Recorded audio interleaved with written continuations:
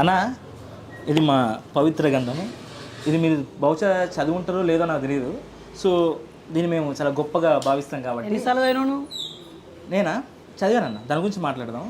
బేసిక్గా దీని మీద ప్రమాణం చేసి ఇప్పటిదాకా మీరు అంటే స్టేజ్ షోల మీద ఎప్పుడైనా మీరు మాట్లాడారా? అంటే 4600 ప్రసంగాలు ఇచ్చాను. ఇప్పుడు స్కూల్లో చాలా సార్లు ఇచ్చాను. అట్లే అంత గమ్మత్తుగా మాట్లాడుతున్నారు కదా. ఆ ఫ్లో అసలు నేను అసలు అనుకున్నాను త్రివిక్రమ్ గారి సినిమాలో మాట్లాడితే ఒక ఫ్లో ఒక కంటెంట్ ఎలా అందుకుంటారో అంత కంటెంట్ అందుకున్నప్పుడు అనుకున్నా స్కూల్లో ఏదన్నా బాగానే స్టేజ్ స్పీచ్లు అవి విరదీశారని.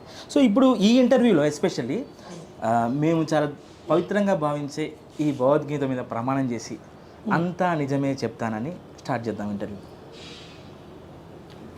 అంటే నేను ఇంతకుముందు చెప్పిందని అబద్ధమనా? ఏమో నేను అడుగుతున్నాను. మళ్ళీ మీరు చెప్పడంలో మీ ఉద్దేశం ఏంటి? అంటే మళ్ళీ దాని మీద ప్రమాణం చేసి సత్యదాకా ఐ డ్రీమ్లే ఉంటా అని చెప్పగలవా? ఏమండి? ఆ దాని మీద ప్రమాణం చేసి సత్యదాకా ఐ డ్రీమ్లే. ఇది ఉద్యోగం, మీరు ఉద్యమం, ఉద్యోగానికి ఉద్యమం. నా ఉద్యమమే అజ్ఞానానికి వ్యతిరేకం. నా ఉద్యమమే మతంలో ఉన్న మూఢత్వానికి వ్యతిరేకం. నిజంగానే దీని మీద నేను ప్రతిజ్ఞ చేసి మాట్లాడేదంతా నిజమేనా నువ్వు నమ్ముతానంటే అసలు కోర్టులలో కూడా ఇది ఉపయోగించక్కర్లేదు. అంటే కోర్టులో ఉపయోగించింది అబద్ధమనా? 100%. ఎట్లా? అక్కడ ఏమంటారు తెలుసా? స్పష్టంగా నేను 4-5 సార్లు కోర్టుకు వెళ్లాల్సి వచ్చింది, సాక్ష్యం చెప్పాల్సి వచ్చింది. ఒక వ్యక్తిని చంపుతుంటే చూసిన వ్యక్తిగా వెళ్ళి సాక్ష్యం చెప్పాల్సి వచ్చింది. ఒక అన్యాయం జరిగితే మోసం చేసే వ్యక్తిని పట్టించి ఉద్యోగంలోంచి రిమూవ్ చేసినప్పుడు కోర్టు జడ్జి ముందు 5-6 సార్లు నేను జడ్జిని ఫేస్ చేశాను. అప్పుడు నా ముందు ఇలాగే పెట్టారు. పెడితే నేను అన్నాను నేను నాస్తికుడిని అని చెప్పాను. అప్పుడు వెంటనే ఆయన నాస్తికుడు, భగవద్గీత మీద ప్రమాణం చేసి అని చెప్పించక్కరలేదు అని చెప్పి ఆత్మసాక్షిగా అని అన్నాడు. నేను ఆత్మలు, పునర్జన్మలు, దయ్యాలు, భూతాలు కూడా నమ్మను అని చెప్పాను. మరి ఆత్మ అని చెప్పవాయే, ఇది అని చెప్పవాయే, మరి ఎలా ప్రమాణం చేస్తావు అన్నాడు. అంటే నాకు నేనుగా ఒక స్థిమితమైన మనసుతో ఉండి చెప్తున్నాను, మంచి స్వచ్ఛమైన ఆలోచనతో ఉండి ఏ ప్రెజర్ లేకుండా చెప్తాను అని చెప్పాను. ఓకే అన్నారు. నువ్వు జడ్జి కంటే గొప్పనివా? దీని మీద ప్రతిజ్ఞ చేయమంటాను. నేను గొప్ప చెప్పట్లేదు. ఆల్టర్నేట్ ఇచ్చిండు, నువ్వేంది దీని మీద ప్రమాణం చేయమని చెప్పడు. నేను నాస్తికున్నని తెలిసినా కూడా దీని మీద ప్రమాణం చేయమనంటే నీ మైండ్ లో ఏమున్నట్టు చెత్త ఏం లేదు. అసలు మీ చెత్త ఏంటో తెలుసుకుందామని, అది కంపోస్ట్ దాని ఎరువుగా మారుదాం, ఆ చెత్తను బయటకు తీసుకొచ్చి సొసైటీకి పనికొచ్చి ఎరువుగా మారుదాం అనుకున్నాను. ఫస్ట్ కులమతాలు, మలమూత్రాల వంటివి, వాటిని బయటికి తీసి ఎరువుగా మార్చి సమాజాన్ని బాగు చేయి. అసలు మీ గతం ఏంటి? అంటే ఇప్పుడు మీకు ఎంతనా వయసు? 41. అంటే ఒక 30 years బ్యాక్ అంటే మీకు అప్పుడు మీకు ఐడియా ఉంటుందా? 10 years అప్పుడు అంటే అప్పుడు మీరు మన ఇంట్లో కూడా బిలీవ్నెస్ ఉంటుంది కదా దేవుడు అంటే. తప్పకుండా. అసలు మీ లైఫ్ ఏంటి? అసలు మీ బాల్యం ఏంటి? అసలు మీ బాల్యంలో మీరు దేవుని నమ్మారా? 100% నమ్మిన. ఎటువంటి చేసేవాళ్ళు అప్పట్లో? అప్పుడు చిత్ర కథలు ఉండేవి. ఎట్లా? మట్టితో వినాయకుని చేసేది. సూపర్. వినాయకునికి పూలు తెచ్చి పెట్టేవాడిని. అప్పుడు ఒక ప్రత్యేకమైన చెట్లు పూలు పూసే చెట్టు సీజన్ అనమాట, రైన్ సీజన్లో అవి తీసుకొచ్చి పెట్టేది. తర్వాత ఆ పుస్తకాలన్నీ ఆ దేవుడి ముందు పెట్టి ఎంక ఏములు తాత కనక పళ్ళు కామన్ రూపులు అని చెప్పేసి మొత్తం పద్యం పాడేది. ఓం సరస్వతి నమో శుభ్రం వరదే కామరూపిణి విద్యారంభం కరిష్యామి సిద్ధింభవతి మే సదా. అన్నింటికంటే మేము పద్మశాలి అంటే ఒక రకమైన పూజారులుగా ఉండేది. మా తాతయ్య కూడా పూజారి. మా తాతయ్య పూజారి. మా ఊర్లో ఎవరికి నోములు ఉన్నవి, దీపావళి సమయంలో మాకు నోములు ఉంటాయి. అలాగే వినాయకుని అంటే మా కులదైవంగా భావించేది. మార్కండేయ మంత్రాలన్నీ చదివించేది. భావన ఋషి చరిత్ర, కుల వృక్షము అన్నీ ఉండేది. నేను జమ్మికుంట గవర్నమెంట్ హాస్పిటల్లో పుట్టాను. 1982 ఆగస్టు 17. మీకోసం కూడా అమ్మ నాన్న దేవుని మొక్కే శాలు ఉంటాయి. అయ్యో కొడుకుని నాకు నేను పిల్లలు కనేటప్పుడు అయితే ఏ దేవుని మొక్కలేదు.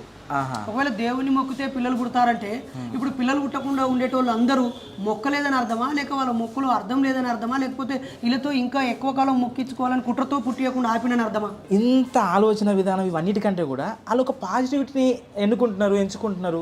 అంటే భగవంతుడు అంటే మాకు ఒక పాజిటివ్ ఎనర్జీ అని అనుకుంటున్నారు. మీరు ఎందుకు అలా అనుకునే వాళ్ళని నేను తప్పు పట్టలేదు ఎక్కడ. అంటే దానిలో ఉన్న ఒక వాస్తవాన్ని అంగీకరించుకోరు, కానీ మీరు ఊహించుకునేది మాత్రం వేరే ఉంటుంది. అంటే మీకు కావాల్సినవి మాత్రం వేరే ఉంటాయి. అంటే రెగ్యులర్గా ఇప్పుడు నువ్వు నమ్ముతావా కాలజ్ఞానాన్ని? నువ్వు నమ్ముతావా? నేను నమ్మడం పక్కన పెడతా. నువ్వు పక్కకు పెడతావు, నానేమో పక్కకు పెట్టుకుంటా పక్కన పెట్టుకుంటావు. పక్కన ఎందుకు పడవాలంటే మీరు చెప్తున్నారు కదా, మీ వాదన దైవత్వం లేదు, దేవుడు లేదు అనే వాదన నుంచి కాలజ్ఞానం అనేది ఒక దేవుడే రాశాడు, బ్రహ్మం గారు మాకు దేవుడు, ఆయన రాసింది మాకు వేదం. అస్సలే కాదు, ఆయన దేవుడు కాదు, ఒక గొప్ప ఆలోచన పరుడు, ముందు చూపు ఉన్నటువంటి వ్యక్తి, ఊహించినటువంటి వ్యక్తి. ఆ ఊహలే నిజం జరిగితే సంతోషం, నిజం జరగకపోతే పోతే. ఇప్పుడు మేము పిహెచ్డి చేసేప్పుడు మా థీసిస్కి ముందే సినాప్సిస్లో హైపోథీసిస్ రాయాలి, అంటే ఊహ పరికల్పనలు. అంటే నా పరిశోధన ద్వారా ఈ సమస్యని గుర్తిస్తానేమో అనుకుంటున్నాను, దీనికి పరిష్కారం దొరుకుతుందేమో అనుకుంటున్నాను, లేదా ఇలా చేయాలనుకుంటున్నాను, ఇది ఉంది కావచ్చు అని ఆలోచన చేసి ప్రయోగం అది పరిశోధన చేసి నేను అనుకున్నది జరగవచ్చు, జరగకపోవచ్చు. ఎందుకు ఇక్కడ నాకేమర్థమవుతుందంటే అన్న మీ గురించి మనం చిన్నప్పుడు పుస్తకాలు చదువుకుంటాం, పుస్తకాలు అందరూ చదువుకొని పరీక్షల్లో ప్రశ్నలకి ఆన్సర్లు రాసుకోవడం కోసం చదువుకుంటాం. కానీ అన్నీ ఏం చేసి పిహెచ్డి దాకా పుస్తకాలు చదివి అసలు సమాజాన్ని ప్రశ్నించడానికి వెతుక్కున్నాడు ప్రతిదాన్ని. అంటే నాకు అర్థం అవుతుంది, అంటే మీరు లైబ్రరీలో ఉన్నారన్నారు, ఉస్మానియా యూనివర్సిటీ లైబ్రరీలోనే కూర్చున్నారు. ఎన్ని గంటలు చదివేటోళ్ళన్నా? అలా అని కాదు, చాలాసార్లు క్లాక్ గుండ్రంగా తిరిగిన సందర్భాలు ఉంటాయి, డేట్ క్యాలెండర్స్ మారిన సందర్భాలు కూడా ఉంటాయి. ఈవెన్ జైల్లో కూడా 20 గంటలు చదివిన రోజులు ఉంటాయి. మొత్తం పుస్తకాన్ని మీరు విడిచిపెట్టారు అంతేనా? అసలు అక్కడ కూడా కనిపిస్తుంది, ఇది నా శరీరంలో భాగంలాగా ఫీల్ అవుతాను. అన్న ఈ పుస్తకాలు ఓకే, ఆ బ్యాగులో ఏముంటాయన్న? అసలు బ్యాగ్ ఏంటి అంటే మీ అంటే కమ్యూనిస్టా? కమ్యూనిస్టే బ్యాగ్ వేసుకోవాలి, స్కూల్ పోయే వాళ్ళందరూ బ్యాగులు వేసుకుంటారు. అంటే కలర్ చెప్తున్నాను అన్న, అంటే మీరు కమ్యూనిస్ట్ బ్యాగ్ వేసుకునే మహిళలందరూ ఆ కలర్ నేను అది గొప్ప విషయమే. నేను మీ కమ్యూనిస్ట్ భావాలున్న వ్యక్తిగా జనాలు అర్థం చేసుకోవాలని ఆ కలర్ బ్యాగ్ మీరు ధరించారా? నల్ల చొక్క ఇంటెన్షన్ ఏంటి? బ్రదర్, సమానత్వాన్ని కోరే వ్యక్తి కమ్యూనిస్ట్ అయితే 100% నేను కమ్యూనిస్ట్నే. బాబాసాహెబ్ జరిగిన మార్గంలో నడిచే వ్యక్తి అందరూ ఒకవేళ అంబేద్కరిస్ట్ అయితే నేను అంబేద్కరిస్ట్నే.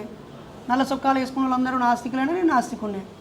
నువ్వు అవునన్నా కాదన్నా నేను సమాజాన్ని కోరే వ్యక్తినే.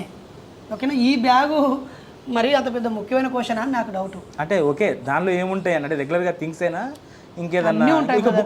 నాకు కావాల్సిన ప్రాథమిక అవసరాలు ఏవేవైతే నాకు దగ్గరగా ఉండాలనుకుంటాను, నాకు రక్షణగా ఉండాలనుకుంటాను, లేదా నాకు వెంటనే ఉపయోగం ఏదో నాకు కావాల్సినవి నాతో ఏవేవి క్యారీ చేయాలో అన్నీ నా బ్యాగ్లో ఉంటాయి. మరి ఇన్ని మాటలు బయట సమాజానికి సమాజ స్థాపన అంటున్నారు. సమాజం కోసం నేను సమాజాన్ని మేలుకొలుపుతున్నా, సమాజం అంటే జనాలు అనుకోవాలన్నా నీ చేతిలో పుస్తకాలు ఉంటే నువ్వు మేధావి, లేదంటే పుస్తకాల పురుగు, అబ్బోయి నాకు మస్తు తెలుసు, ఇక మనం ఏమైనా మాట్లాడితే దొరికిపోతాం, అందుకే అమ్మో ఈయనతో వాదించద్దు అని చెప్పేసి అనుకుంటారా? నీ ఫీలింగా ఏంటి అసలు? అది తప్పుడు ఆలోచన బ్రదర్. పుస్తకాలు హస్తభూషణం, ఓకేనా? ఇప్పుడు ఆన్లైన్లో డిజిటల్ బుక్స్ కూడా వచ్చాయి, దీని ప్లేస్లో ల్యాప్టాప్ పెట్టుకుని దానిలో కూడా చదువుకోవచ్చు. నేను చదవాల్సినవి, మరోసారి చదవాల్సినవి, కొత్తగా ప్రచురితమైనవి పుస్తకాలు కొనడం నా అలవాటు. చాలా పుస్తకాలు కొంటాను. మా ఇంట్లో 2600 పుస్తకాలు ఉన్నాయి. చదవడం కూడా నాకు అలవాటు, చాలా ఇష్టం.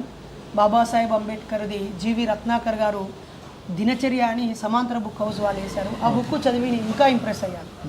ఆయన నిరంతరం ఒక 7-8 పుస్తకాలు చదివేవాడట. నేను 1-2 పుస్తకాలు చదువుతూ ఉంటాను. ఇంకా అవసరం అనుకుంటే ఎక్కువ పుస్తకాలు రెఫర్ చేస్తూ ఉంటాను.